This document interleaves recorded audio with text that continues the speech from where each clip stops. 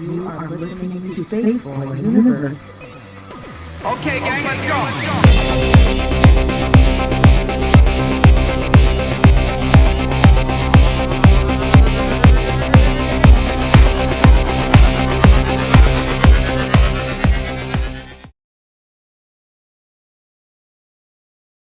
All right. Hey, it's Spaceboy, and it is Comicpalooza 2017. And with us is two lovely ladies. Ladies, would you like to introduce yourselves? Absolutely. We are the ladies that power the bus that is known as Makr U. I'm Mary Jones. And I'm Carla Coop. Well, hello, and thank you for taking the time out to talk Maker. And so let's start from the beginning. The bus. What is it all about? Well, her name is Babs. Oh, okay. She's got a name. She has a name, and she is our makerspace. Mm-hmm. And we move all about the Houston area, bringing making to neighborhoods and events such as Comicpalooza and schools. And we teach making. Well, great. So tell us a little bit about the making that you teach with the bus. We do pretty much anything that kids, be they 4 foot tall or 6 foot tall, are interested in and passionate about. So we do a little coding, robotics, circuitry, electrical engineering, soldering, old-fashioned cardboard. Pretty much what they like is what we do. Now, as far as you say you were teaching. Do y'all have a background in teaching, or how did you get involved in that? Well, we are two retired retread teachers ourselves. And we got to the golden years and decided one day that we wanted to retire and that we still had a dream and a passion for kids and for learning and for really, really deep diving into learning. And we saw that a lot of kids were kind of tuned out, and we wanted to really make learning active and exciting and Fun. fun. Fun is important. And fun. And growing up, we grew up with Miss Frizzle and the Magic School Bus. Okay. And we love maker spaces, but we wanted ours mobile because we wanted to be able to take our space to the kids and to the people. And so we kind of took food truck and maker space and combined them, and now we're on the move, and so we can drop it wherever we need to drop it and put people on board and be able to provide that experience for them. Well, I was going to say that if there was food involved, I would definitely become more active. That just may be there one day. Maybe there one day. We've talked about a margarita machine. Oh, don't get Solana started. We just did a show on Margarita, Cinco de Exactly. Mayo. But so how do the kids light up when they see the possibilities? First they see this big bus come up, and I'm sure they have many questions when they see it. But when they get in and start getting active, what's the kids' reaction? They're always amazed. Usually that once they get inside and they look and they go, "Whoa, this is a bus," and then they'll go, "Is this a bus or is this a school?" And then they'll go, "Is this a classroom?" And then they'll go, "Whoa!" It takes them a while, and then Right. they'll go, "Can I play with this? Can I play with this? Can I play with this? Can I play with this?"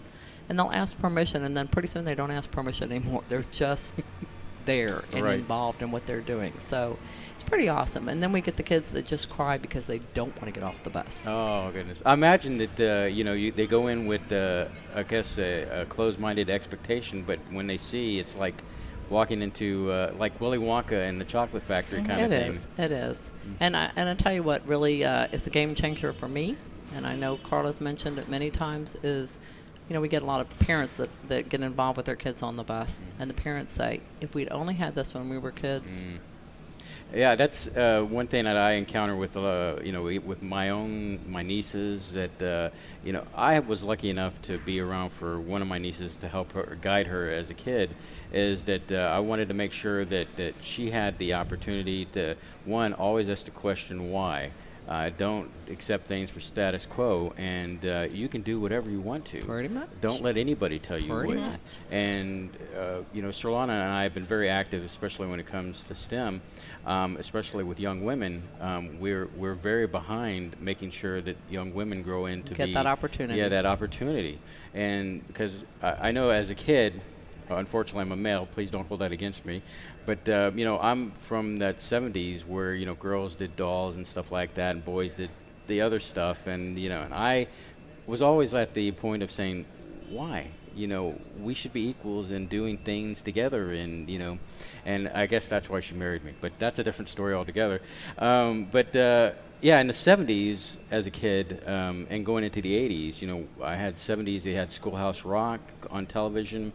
I had Mr. Wizard in the, going into the 80s with Nickelodeon when it first started coming out. Correct. So I was always inspired by things like that, and it always frustrated me because I felt like I was in the minority, so to speak, during that time, and seeing other kids that, whatever, I don't find it fascinating, and I think it was the presentation or the, just the layout, if you will, the buffet of things that can be tasted from the different technologies. What say y'all on that? Well, I'm the jump in and let's do this person, and my background growing up was my dad handing me parts from a petroleum plant. Oh. And said, here's a screwdriver, have fun. So I grew up taking things apart. And that's one thing that we really speak to on the bus is find that thing at home that you don't know how it works, and make sure you ask permission, but take it apart. And we tell the kids where we got the parts. We don't always go out and buy the parts that they're using.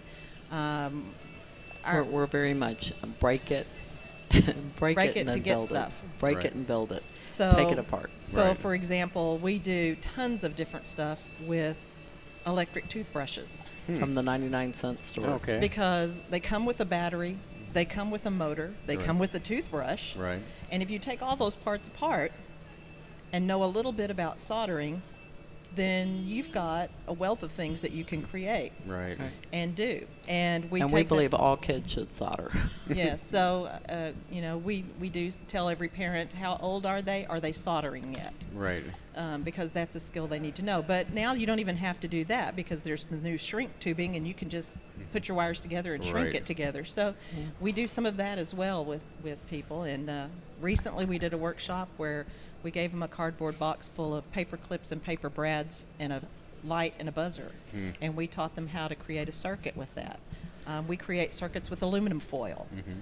So pretty much you need a battery and some LEDs. And that speaks volumes because now I'm seeing technology come out where small little computers where you can, for younger We have those generations, too. to program, to code.